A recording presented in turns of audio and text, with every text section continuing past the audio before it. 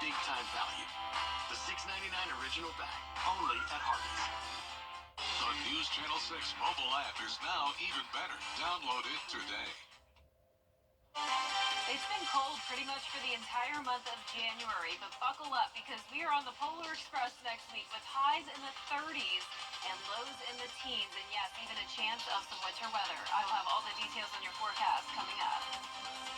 Now on News Channel 6 at 6, debris cleanup in Augusta. Why leaders say the finish line is in sight as Your News at 6 starts now.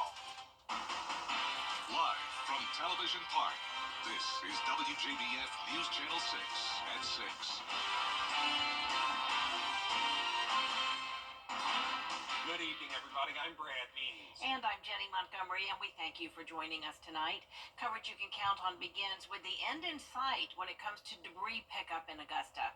Since that first week in October, those big disaster recovery trucks have been rumbling the streets, collecting storm damage. And tonight we're getting an idea of when the last pass will be coming. George Escala has the story. A debris truck taking away storm damage that's been there since September. The city working to finish the job before the deadline for 100% FEMA reimbursement. February 4th is going to be the deadline, so we are starting, but hopefully we'll be finished, or at least be substantially complete by then. 3 months of work has noticeably reduced the number of debris piles, so much so now the city's debris manager announcing the timetable for the final neighborhood pickups. The final pass in some of the areas will probably start in District 1 and 7 and subsequently move down. But what we're going to do is we'll make announcements based on voter precincts. The plan is to start the final passes middle of next week, though some city leaders feel that's jumping the gun. Because right now I'm still sending in roads where the first pickup has not even passed. As of yesterday, I sent in another road. With the city preparing for the final pass, residents are advised to get any remaining storm damage in place for pickup, because that will be it. We'll have trucks picking up, and there'll be a supervisor there to certify it's complete, take pictures, mark it, not coming back. The end is in sight for Augusta's debris pickup, even though some say it doesn't look that way. In Augusta, George Escala, WJBF, News Channel 6. And get this, a local doctor says those debris piles left over from the hurricane can cause health concerns. Dr. Donnie Dunnigan is a local allergist, and he says branches and stumps can grow mold, especially if they're wet, and that can lead to spikes in allergies and asthma episodes for people. A huge amount of our patients have been complaining since the hurricane that their allergies have just been driving them crazy. And again, as we talked about, it's really, we're out of season for most of the pollens and things like that. And it seems to be related to the mold spores that are being produced by some of the debris that's left over from the hurricane. And especially from some of these debris piles that you've seen as you drive around Augusta, they're huge. Dr. Dunnigan, always so kind to spare some time for us. We appreciate it. And the Savannah River Keeper echoes Dr. Dunnigan when it comes to the debris piles and the impact they have on your health and the environment. We're going to have a full look at this for you on News Channel 6 at 7. It's time now for our first check of the weather. And for that, we want to check in with our chief meteorologist, Jenna Petracci. Jenna, really pretty day today. Yeah, it's beautiful. Lots of sunshine and a little bit warmer than it has been as we take a look at our Terry Lambert Hyundai Skyview cam now over at SRP Park. A beautiful view across the river there. You can see our low today was only 24 degrees, so it certainly has still been cold in the mornings in the 20s. But our high today came very, very close to 60. Not quite there, but that does line up perfectly with our average of 59. Hard to believe 80 degrees was the record back in 2013. We could barely remember 80 degrees. It's been so cold lately. Temperature change map does show we're around 6 degrees warmer though in Augusta, Waynesboro, 7 degrees warmer in Aiken, and that's putting us in the low to mid 50s right now. 53 in Augusta, 52 in Barnwell. Aiken, you're at 51, 55 in Millen, Wrightsville at 55 as well, 52 in Edgefield, and 53 in Washington. Another day of low dew points sitting in the 20s, so very dry air in place with gusty winds. They're coming in sustained around 5 to 14 miles per hour. That's the highest wind now in Edgefield. The gusts are definitely lighter than they were earlier. We were seeing some gusts even over 30 miles per hour, but now they're pretty much only up to 20. So it will stay breezy the rest of tonight, but the winds are settling down a little bit. That lake wind advisory does still go until 1 o'clock tomorrow morning. So we do have this minor disturbance coming through. This is a trough that's bringing us the gusty winds, but we have high pressure in control, and that will keep us clear tonight through tomorrow morning. Lots of sunshine again on Friday with temperatures just below freezing in the morning hours. So a nice and sunny day tomorrow, but a rainy start to our weekend. Arctic blast comes in next week, and yes, there is that chance of some winter mix from around Tuesday through Thursday. I'll have the latest on your forecast coming up, but back to you. All right, we do appreciate it, Jenna, and we are now learning more details about an incident where 2 people were killed after a boat capsized in Scriven County. Investigators were called to a pond off Poor Robin Road around 12:45 Wednesday afternoon. They say one person got out of the water safely. Multiple law enforcement agencies searched for the 2 others, and after 5 hours in 46-degree water, authorities did find the bodies of the victims, 22-year-old Eli Brodnecks and 23-year-old Demetrius Boyd. It's a tragic loss of our community. These young boys was great, football stars here in Scriven County, well known, well liked, and our thoughts and prayers are with the family at this time. The sheriff's office is still investigating the circumstances leading to these deaths, but they do not suspect foul play at this time. Oh, police in Thompson detaining 3 teenagers, one of them just 13 years old, accused of breaking into cars with a loaded weapon. Officers say they caught the suspects near a church on Jackson Road after a regular citizen chased them. Investigators say the 2 teens are linked to a car theft last year, 2 of those teenagers, and more charges could be coming. And then they remind all of us to secure our car and report suspicious activity. Happening now, a public hearing on the former First Baptist Church building on Green Street. The Preservation Commission will hear testimony on the current condition of the building and code violations. It's listed in the National Register of Historic Places. We'll have coverage of the meeting tonight for you at 10 and 11. Renewed concerns about golf cart safety after an accident that sent a 12-year-old to the hospital. A 12 and 14-year-old got into an accident after making a turn off Riverwood Parkway into a driveway. They hit the curb and both got thrown out of the golf cart. That 12-year-old hit her head on the ground, had to be taken to the hospital. In Georgia, you don't have to have a license to drive a golf cart in a private area, but if you're driving one in a neighborhood like it seems every other child is doing in every other neighborhood these days, you need a license. You have to have a license just like any other vehicle on the roadway. So here we have, a 12-year-old obviously with no license, and a lot of that causes the problems with juveniles being on golf carts because they're not used to handling a vehicle, and just like this, taking a turn too sharp, too fast, and striking a curb, not knowing how to react to something like that. Yeah, I think that license part of the equation is news to a lot of parents out there based on the number of underage kids that are driving in all of our neighborhoods. We see it. It scares the heck out of us. Please double check your children. And remember this too, the golf cart itself has to have front and back lights, seat belts, and insurance. You got all that? And having a child in your lap when you drive one of those carts or having too many people in the vehicle, that's illegal too. And I think you're right. I think a lot of parents do not realize that if you're driving it, you gotta be licensed. Absolutely. Coming up, fighting the ban on TikTok. Why the Biden administration is doing a bit of an about face on the app. O'Reilly Trump. Chief Meteorologist Jenna Petracci back with us now. Well, another round of sunshine to enjoy tomorrow, but then back to cloud cover and some pretty high rain chances Saturday. Sunday, we're still seeing similar temperatures, but then we have around the 20-degree drop-off as we head towards Martin Luther King Day. I'll have your full Viper 6 forecast when we return. It's the one thing For themselves.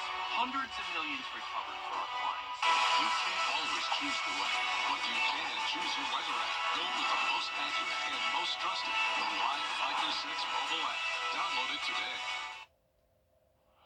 Now, your most accurate forecast. forecast with WJBF Live Fiber 6.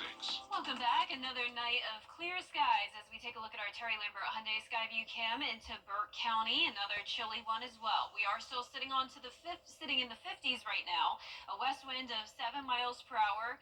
So it is still breezy out there, and that's going to keep our temperatures a little elevated, at least for now. But once the winds settle down overnight, that's when we'll drop to below freezing again. Our dew point is only 20 degrees. Visibility is perfect around the CSRA, low to mid 50s. And our satellite and radar is just showing that trough low pressure nearby, but high pressure is still dominant across the southeast, keeping us dry and sunny again for our Friday. So right at the freezing mark tomorrow at 7 a.m., 56 in the afternoon, abundant sunshine to enjoy. Unfortunately, the weekend is starting on a rainy note. So cloudy with a 90% chance of rain, but I'm not expecting any thunderstorms, so that's the good part. By Sunday, a very low chance of rain, and then a huge drop off when it comes to our temperatures on Monday. So we'll get into that in just a moment. But in the meantime, our feature cast tonight showing those clear conditions persisting through Friday afternoon. But then notice the clouds coming in by Friday evening, and then rain will be here by around midnight. So a lot of this does move in overnight into very early Saturday morning, which is good news if you do want to still get out and about on Saturday afternoon. It looks like we will have some breaks here, but more rain still possible late Saturday into early Sunday as well. Here's a closer look at home. Saturday at 4 a.m. you can see widespread light showers and a few heavier downpours possible. But once again, I'm really not expecting thunder or lightning. This is just a rain event. And by Saturday afternoon, clouds will still be sticking around, but it looks like most of us will be dry. Another batch comes in, impacting mostly south of Burke County late Saturday night, and just a few showers peppered about late Saturday. There's a look at 11 o'clock. The rainfall totals are not going to be super high, around a quarter of an inch to half an inch. And then as we go into next week, that's when the Arctic air is taking over. And I know this is the question everyone wants to know. Are we going to see winter weather? Well, it's still too early to tell, but there is a low chance of it between next Monday and Thursday. Primarily Tuesday into Wednesday looks like the best shot of that winter mix. But it's going to just be plain cold from Monday all the way through Thursday. Highs in the 30s, and the lows are going from 43 on Sunday morning. So enjoy that, because then it's going down to 21 on Monday, then the teens by Wednesday. So the last time we were in the teens was about a year ago, 16 back on last January 21st. So we have all this Arctic air coming in with high pressure deep down into the southeast. And then the question is, are we going to have this Gulf low form? That would bring us the moisture we need to see that winter mix, but there's a chance, depending on the track, that we could still stay dry. Our lows tonight will be in the upper 20s to low 30s. Highs tomorrow will be in the mid to upper 50s. And your 10-day forecast showing the high rain chance on Saturday, a few morning showers on Sunday. Martin Luther King Jr. Day looks fantastic when it comes to the sunshine, but bundle up if you're going to be out and about. Temperatures are topping off in the 30s, lows in the teens. Now, congratulations to today's umbrella winner. That is Kelly Jones from Lincolnton. Kelly, you can pick up your umbrella here at the station and sign up to win yours on WJBF.com. All right, Jenna, thank you. Coming up, a two-way region showdown in girls basketball between Thompson and Josie. We're going to hear from the Eagles, how they're getting set for the Bulldogs in sports. It's the league. Long live the lazy. Weather headlines on News Channel 6, brought to you by Hickson Roofing. The News Channel 6 mobile app is now even better. Download it today. Now, WJBF sports coverage you can count on. High school basketball season is in full swing, and a key matchup to look out for this Friday is on the girls' side. Josie and Thompson squaring off in a 2A region battle. The 13-2 Josie Eagles practiced in their home gym earlier this afternoon with assistant coach Jamal Bailey preparing his team for the 16-1 Thompson Bulldogs. Both teams are 3-0 in 2A region play. The Eagles' only losses on the season were to North Augusta and St. Francis. Now, besides a 56-52 overtime win against Butler, Josie really has posted dominating victories this year. The Bulldogs will pose a tough challenge, but nothing the team can't handle. We're playing Thompson, the number one team, so I think tomorrow's going to be more of a defensive game, so we have to play hard defensively. We have to work together, talk. It's going to be a loud, packed out gym, so we have to like do signs and talk to each other and stuff. Tip-off set for Friday at 7 p.m. The South Carolina Carolina Gamecocks continue their tough stretch in SEC play with the 19th ranked Alabama Crimson Tide. 5 Gamecocks averaging double figures right now, with 5 shooting at least 50% from the field against SEC opponents. The Gamecock bench has also outscored its counterparts by 26.7 points per game this season. South Carolina also 22-0 against the Crimson Tide in the Don Staley era. I mean, Alabama's always tough. They're well coached. They always have great guard play. They can shoot the ball. Like they can shoot. If they're allowed to make what they're comfortably take each game, we're in trouble. Hard place to play as well. So for us, it's our habit. Tip-off set for 7 p.m. And in golf, the 2025 Latin America Amateur Championship teed off this afternoon at Pillar Golf Club in Buenos Aires. The winner of the tournament gets an invite to the 89th Masters Tournament. The Masters Tournament, the RNA, and USGA all organize this year's event. Fans can watch 108 of the top male amateurs of the region from now through the 19th. The field consists of players from all over Latin America. In fact, 29 different countries. That's right. The first and second rounds already aired live on ESPN earlier today. So far, the 45-year-old Manuel Marizalde in a 3-way tie with Patrick Sparks and Gabriel Palacios.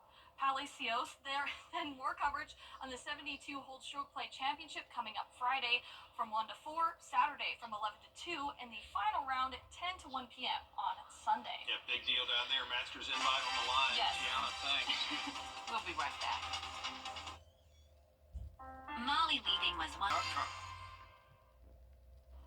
Our 10-day forecast is showing another sunny and dry day tomorrow. Then we have rain and clouds on Saturday. Martin Luther King Jr. Day will be sunny and dry, but cold, going down to 38 as your high. Lows are dipping down into the teens. A father and son duo in West Virginia making the most of this wintry weather. They built a one-of-a-kind dragon igloo. Rowdy and Damon Dorman started working on that creation last week. They say the more snow that fell, the more they added. They didn't realize it looked like a dragon until they spray painted it. For some extra flair, they put some icicles on the top, and inside that igloo even has a mini fireplace to keep warm. They spray painted it. That's really cool. That reminds me of the ice castles, because there's ice castles in Salt Lake City when I used to live in Utah. I bet. So, Really? that is And you can awesome. go inside them? Yes, you can. That really Yeah. sounds great. And Go ahead, Jen. I was just going to say, on my Facebook page last night, I posted a viewer we have from New Ellenton. His family made a snow bear. Snow Bear saw that. Great post. It was gorgeous and so cute. Gorgeous. Yeah, no, it was good. It really was. But we just had a light dusting of snow, and somehow they fashioned that bear. Right, I out of it. was impressed. And, you know, they may have another chance to do another one next week. I'm expecting maybe an even bigger snow bear. Please no. Please no. All right. If it happens. We'll stay with you. Still just a slight chance now, a 20-30% chance, but All right. keep you updated. Stick with Jenna for that. Thank you for sticking with us at 7 for News Channel 6 right after World News Tonight. And we'll see you again for News Channel 6 at 10 and 11 tonight.